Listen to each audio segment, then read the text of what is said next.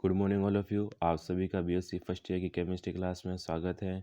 पिछले लेक्चर्स में अपन ने परिक्षिप्त प्रावस्था और परिक्षेपण माध्यम के आधार पर कोलाइडों का वर्गीकरण देखा था, जिसमें जो कोलाइड थे वो दो प्रकार के थे, एक तो दरवस्तनीय कोलाइड, ठीक है, और एक द्रव्य विरोधी कोलाइड। अब हमारा टॉपिक है कि दरवस्तनीय कोलाइड और द्रव्य विरोधी कोलाइडों में क्या अंतर होता है, ठीक है। छोटे क्वेश्चन में पूछ सकते हैं इसको पार्ट बी में। तो देखिए कि पहला प्रॉपर्टी है, ठीक है, कि प्रकृति। तो प्रकृति अगर अपन दररोज कोलाइड के देखें तो क्या होती है कि उत्क्रमणीय, ठीक है, स्कंदित होने के पश्चात द्रव मिलाने से पुनः कोलाइडी विलयन प्राप्त हो जाता है, अर्थात रिवर्सिबल होते हैं, ठीक है। अगर कोगुलेट होने के बाद में अगर अपन इसको द्रव में मिलाएं तो पुनः क्या होगा, कोलाइड विलयन बन जाता है, ठीक है। द्रव विरोधी कोलाइड की अगर प्रकृति देखें तो क्या है कि यह अनुत्क्रमणीय होते हैं, एक बार स्कंदित होने के पश्चात आसानी से पुनः कोलाइडी विलयन नहीं बनाते, ठीक है। कणों, नेक्स्ट है कणों का आकार। तो दरवसनीय कोलाइड के कणों का आकार क्या होता है, छोटा, और वास्तविक विलयन के कणों में कुछ बड़ा होता है, ठीक है। इसका आकार छोटा है और रियल जो पार्टिकल होते हैं उससे थोड़ा इसका आकार बड़ा होता है, जबकि द्रव विरोधी कोलाइड के कण अनेक अणुओं के मिलने से बनते हैं, अतः ये अपेक्षाकृत बड़े आकार के होते हैं। तो द्रव विरोधी कोलाइडों में बहुत से छोटे छोटे पार्टिकल्स आपस में मिलकर एक मैक्रो पार्टिकल का फॉर्मेशन करते हैं, जिसकी वजह से जो द्रव विरोधी कोलाइड है उनके कण बड़े होते हैं। स्टेबिलिटी की बात करें तो द्रव कोलाइड मोर स्टेबल होते हैं, ठीक है, अत्यधिक स्थायी होते हैं, जबकि जो द्रव विरोधी कोलाइड है अल्प स्थायी होते हैं। बनाने की विधि, फॉर्मेशन मेथड देखें तो क्या है कि आसानी से बनाए जा सकते हैं जो द्रव कोलाइड है, ठीक है। स्थिरीकारक पदार्थ की आवश्यकता नहीं होती, ठीक है, जबकि द्रव विरोधी कोलाइड केवल विशेष विधियों के द्वारा ही बनाए जा सकते हैं और इसके अंदर स्थिरीकारक पदार्थ की आवश्यकता होती है, क्योंकि ये अनुत्क्रमण प्रकृति के होते हैं, ठीक है, और इन्हें बनाने के लिए कोई ना कोई अपने को एक्सटर्नल फैक्टर इंक्लूड करना पड़ेगा। पांचवा है श्यानता, ठीक है, कि परिक्षेपण माध्यम क्या हो, द्रव्य की श्यानता से अधिक है, ठीक है, और परिक्षेपण माध्यम द्रव्य की श्यानता के समान होती है, ठीक है। मतलब परिक्षेपण माध्यम अपन इसमें जो यूज लेते हैं, ठीक है, उसकी जो श्यानता होती है वो द्रव्य से अधिक होती है, और इसकी जो परिक्षेपण माध्यम अर्थात द्रव्य की श्यानता के समान होती है। नेक्स्ट है सरफेस टेंशन, पृष्ठ तनाव, के परिक्षेपण माध्यम के पृष्ठ तनाव से कम और इसमें परिक्षेपण माध्यम के पृष्ठ तनाव से अधिक होता है, ठीक है। अणुसंख्यक गुण देखें तो परासरण दाब, हिमांक, अवनमन, क्वथनांक, उन्नयन के मान क्या होते हैं, उच्च होते हैं, ठीक है। और इसके अगर अपन बात करें द्रव विरोधी कोलाइड की तो परासरण दाब अधिक होता है, परंतु हिमांक में अवनमन तथा क्वथनांक में अवनमन के मान क्या होते हैं, कम होते हैं। विद्युत अपघट्य का प्रभाव देखें तो अल्प मात्रा में मिलाने पर कोई प्रभाव नहीं, परंतु अधिक मात्रा में मिलाने पर क्या हो जाते हैं, स्कंदित होना शुरू हो जाते हैं, ठीक है। अगर कोई भी विद्युत अपघट्य अगर अपन स्मॉल अमाउंट के अंदर मिलाएंगे तो कोई इफेक्ट नहीं होगा, लेकिन ज़्यादा मिलाने पर क्या हो जाएंगे, कोगुलेट होना शुरू हो जाएंगे, ठीक है, पास पास एकत्रित होना शुरू हो जाएंगे। और अगर इस द्रव विरोधी कोलाइड की बात करें तो बहुत कम मात्रा में मिलाने पर भी क्या हो जाता है, ये स्कंदित हो जाते हैं। नेक्स्ट देखते हैं टिंडल प्रभाव, ठीक है, कम मात्रा में दृष्टिगोचर होता है, ठीक है, मतलब स्मॉल अमाउंट के अंदर भी अगर देखेंगे तो टिंडल प्रभाव अपने को देखने को मिलता है। टिंडल प्रभाव आपने छोटी क्लास में पढ़ा होगा, ठीक है। दूसरा है कि द्रव विरोधी कोलाइड में कि टिंडल ये अत्यधिक स्पष्ट मात्रा में दृष्टिगोचर होता है। दृश्यता देखें तो अति शक्तिशाली सूक्ष्मदर्शी द्वारा भी कणों को नहीं देखा जा सकता दरअसल कोलाइड में, ठीक है। जबकि द्रव विरोधी कोलाइड में क्या होता है, कणों का आकार बड़ा होता है, क्योंकि इसमें जो छोटे छोटे कण होते हैं वो आपस में मिलकर एक बड़े कण का निर्माण करते हैं, जिसकी वजह से इन्हें अपन सूक्ष्मदर्शी के अंदर देख सकते हैं। नेक्स्ट है कि कणों पर आवेश। कण साधारणतः क्या होते हैं, आवेशित नहीं होते दरअसल कोलाइड में, अथवा आवेश की अल्प मात्रा होती है, जबकि अपन द्रव विरोधी कोलाइड की बात करें तो सभी कणों पर आवेश समान आवेश धनायन या ऋणावेश उपस्थित होता है। जल योजन देखें तो जल योजन कण अत्यधिक मात्रा में जल आयोजित होते हैं, ठीक है, जबकि इसकी बात करें तो कण अत्यंत अल्प मात्रा में क्या होते हैं, जल योजित होते हैं। नेक्स्ट है विद्युत क्षेत्र में अभिगमन, ठीक है, कि सामान्यतः कण इलेक्ट्रोड की ओर अभिगमन नहीं करते, परंतु कभी कभी अभिगमन कर भी सकते हैं, ठीक है, क्योंकि इसके ऊपर किसी इनके कणों के ऊपर कोई आवेश नहीं होता, ठीक है। आवेश नहीं होने की वजह से इलेक्ट्रोड की तरफ मूवमेंट नहीं करते, पार्शियली आवेश होने की वजह से कभी-कभी गमन कर सकते हैं। जबकि ये क्या होते हैं, इनके ऊपर धनावेश या ऋणावेश होता है तो क्या विपरीत आवेशित इलेक्ट्रोड की ओर बहुत तेजी से क्या अभिगमन करते हैं या ट्रांसपोर्टेशन करते हैं। नेक्स्ट हमारा टॉपिक है कोलाइडी विलयन।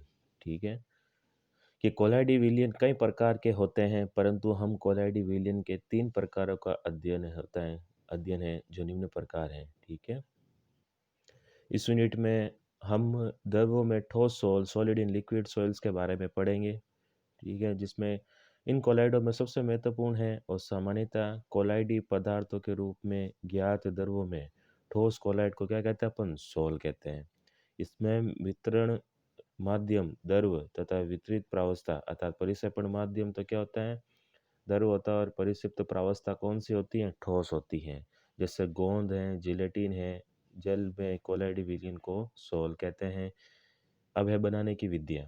इन्हें बनाने के 2 प्रकार की विधियाँ होती हैं। पहली है संघनन विधि, जिसे अपन कंडेंसेशन मेथड भी कहते हैं। देखते हैं क्या है कि इन विधियों में क्या होता है कि जो छोटे-छोटे आणविक कणों को प्रेरित कर एक दूसरे के क्या निकट लाया जाता है, जिससे वे संयुक्त होकर कोलाइडी कण जितना आकार प्राप्त कर लेती हैं। इसके लिए विभिन्न भौतिक व रासायनिक विधियों का प्रयोग किया जाता है।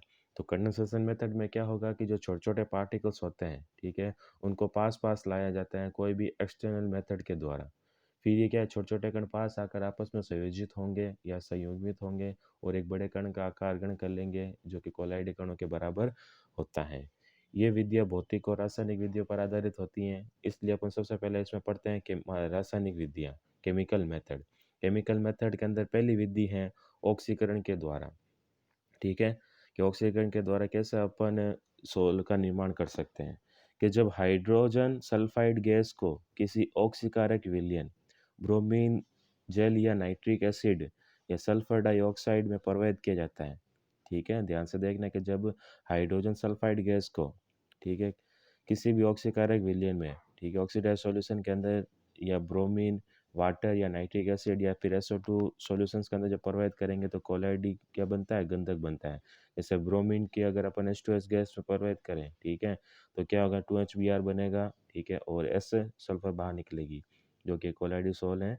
नेक्स्ट है कि रिडक्शन द्वारा, अपचयन द्वारा, कि धातु लवणों के विलयन को hydrogen, phosphorus, CO, carbon monoxide, stannous chloride आदि अपचायकों से अपचयन कराने पर धातु के कोलाइडी विलयन प्राप्त होते हैं। अब जो ऊपर धातु दे रखे जिसमें मुख्यतः जैसे कि धातु लवणों के विलयन को अगर अपन hydrogen, phosphorus, carbon monoxide, stannous chloride आदि से अपचायकों का अपचयन कराएं तो क्या बनता है, धातु के कोलाइडी विलयन बनता है। जैसे कि एग्जांपल दे रखा है, जैसे ओरिक क्लोराइड है AuCl3 के विलयन में अगर अपन स्टेनस क्लोराइड SnCl2 का विलयन मिलाएं तो क्या बनता है, सोने का कोलाइडी विलयन बनता है। ठीक है, जिसमें क्या होगा, जो सी स्टेनस क्लोराइड है इसको अपच्छेद कर देगा UCl3 को और SnSl4 बना लेगा। ठीक है, नेक्स्ट है जल अपघटन द्वारा, हाइड्रोलाइसिस के द्वारा, कि इस विधि द्वारा अनेक ऑक्साइड एवं हाइड्रोक्साइड के कोलाइडी विलयन बनाए जाते हैं। यदि फेरिक हाइड्रोक्साइड के विलयन को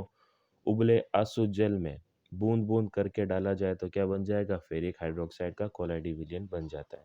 ठीक है, अब हाइड्रोलाइसिस के द्वारा भी अपन सोल का फॉर्मेशन कर सकते हैं। जैसे इसमें बता रखा है कि अगर अपन फेरिक क्लोराइड को, ठीक है, आसू जल के अंदर डिस्टिल वाटर के अंदर अगर ड्रॉप बाय ड्रॉप्स मिलाएं, ठीक है, तो क्या होगा, फेरिक हाइड्रोक्साइड का कोलाइडी विलयन बन जाता है। अर्थात FeCl3 से वो किसमें कन्वर्ट हो जाएगा, FeOH का होल्ट्राइज के अंदर, जिससे कि जो कि एक कोलाइडी विलयन है। नेक्स्ट है विलायकों के बदलने से, अगर अपन सॉल्वेंट चेंज कर दें तो क्या होगा कि जिस विलाय में प्रायोगिक पदार्थ उच्च विलेयता रखता है, ठीक है, उसमें उसे विलय कर लेते हैं। इस विलयन को एक ऐसे विलायक में मिलाया जाता है जिसमें पदार्थ बहुत कम विलय हो। ऐसे प्रायोगिक पदार्थ का कोलाइडी विलयन बन जाता है। अब इसमें क्या होगा कि विलायकों के बदलने पर केस में क्या करते हैं, पहले तो जो परिक्षिप्त प्रावस्था है उसको ऐसे परिक्षेपण माध्यम में डिसॉल्व कर लेते हैं जिसमें वो अत्यधिक मात्रा में विलयशील हो। फिर इस सॉल्यूशन को एक दूसरे सॉल्यूशन में अपन डालते हैं जिसके अंदर वो परिक्षिप्त प्रावस्था बहुत ही कम मात्रा में या फिर कम मात्रा में विलयशील होती है। इससे क्या होता है कि कोलाइडी विलयन बन जाता है। जैसे कि फिनोल्फ्थालीन, जिलेटिन आदि को अगर अपन एल्कोहल में विलय करें, ठीक है? तो इस विलयन को बाद में जल में मिलाने पर इन पदार्थों का कोलाइडी विलयन बन जाता है, क्योंकि जो फिनोल्फिलीन और जिलेटिन है, वो अल्कोहल में तो सॉल्युबल होती हैं, लेकिन वाटर के अंदर सॉल्युबल नहीं होती या कम मात्रा में सॉल्युबल होती हैं। इसी प्रकार गंधक के अल्कोहल में बने सैचुरेटेड सॉल्यूशन को अगर यदि अपन पानी में मिलाएँ, ठीक है? इसी प्रकार अगर सल्फर का सॉल्यूशन अल्कोहल में बना है, ठीक है? जो सैचुरेटेड सॉल्यूशन है, उसको अगर अपन क्या वाटर में मिला दें, तो क्या बन जाएगा? गंधक का कोलाइडी विलयन। दूसरी है परिक्षेपण विधि, ठीक है? जिसे अपन डिस्पर्शन मेथड कहते हैं, ठीक है? इन विधियों में पदार्थ के स्थूल कणों को परिक्षेपण माध्यम और उचित स्थायी कार्य की उपस्थिति में निम्न विधियों द्वारा कोलाइडी कणों के आकार में विघटित कर प्राप्त करते हैं, ठीक है? इस विधि में क्या होगा? स्थूल कणों को परिक्षेपण माध्यम और उचित स्थायी कार्य की उपस्थिति में क्या करेंगे? अपन कोलाइडी कणों के आकार में विघटित कर देंगे, ठीक है? बड़े आकार के अगर कोई कण होंगे तो उसको अपन छोटे-छोटे आकार में कर देंगे, डिवाइड कर देंगे, जिससे कि वो कोलाइडी कणों के आकार के हो जाएँ। इसमें पहली है मैकेनिकल मेथड, अपन देखते हैं यांत्रिक विधि के वितरित किए जाने वाले पदार्थ को सामान्य विधियों द्वारा बारीक चूर्ण प्राप्त कर इसे वितरण माध्यम में निलंबित कर कोलाइडी आकार का बना लेते हैं, ठीक है? मैकेनिकल मेथड में क्या करेंगे? जो बड़े-बड़े आकार के कण होंगे, ठीक है? उसे पीस कर क्या करेंगे? बारीक चूर्ण में बदल देते हैं, जिससे वो क्या होंगे? कोलाइडी कणों का आकार ग्रहण कर लेते हैं। इस निलंबन को कोलाइडी चक्की में से गुजारते हैं। इस चक्के में धातु के 2 पार्ट होते हैं, जो एक दूसरे के क्या होते हैं? निकटतम संपर्क में रहते हैं और विपरीत दिशाओं में तीव्र गति से घूमते हैं। जैसा कि डायग्राम में बता रखा है कि इसमें क्या करते हैं, जैसे नॉर्मल चक्की देखते हैं अपन, वैसे इसमें कोलाइडी चक्की होती है। इस कोलाइडी चक्की में क्या 2 पार्ट होते हैं धातु के, ठीक है? वो पार्ट क्या करते हैं? इन बड़े आकार के जो कोलाइडी कण हैं, उनको पीसने का कार्य करते हैं। पीस कर ये छोटे-छोटे कणों के अंदर इसको परिवर्तित कर देंगे, ठीक है? जिससे कि वो कोलाइडी कणों के रूप आकार ग्रहण कर लेते हैं। इन पार्टों के बीच में गुजरने पर निलंबन कोलाइडी कणों के आकार में टूट जाते हैं तथा विलायक में मिलाकर कोलाइडी अवस्था अपन इसे प्राप्त कर सकते हैं, ठीक है? नेक्स्ट है इलेक्ट्रो डिस्पर्सन। काफ़ी लेंथी मेथड है, इसको अपन अगले लेक्चर्स के अंदर कंटिन्यू करेंगे। Thank you so much.